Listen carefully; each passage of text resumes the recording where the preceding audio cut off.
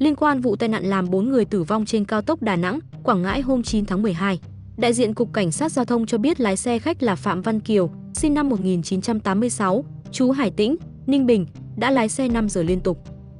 Đây là hành vi vi phạm, bởi theo luật trật tự, an toàn giao thông đường bộ, tài xế ô tô không được lái liên tục quá 4 giờ. Tuy nhiên, Cục Cảnh sát Giao thông cho biết thêm khi đi trên cao tốc Đà Nẵng, Quảng Ngãi, lái xe không thể dừng nghỉ vì trên tuyến không có trạm dừng nghỉ.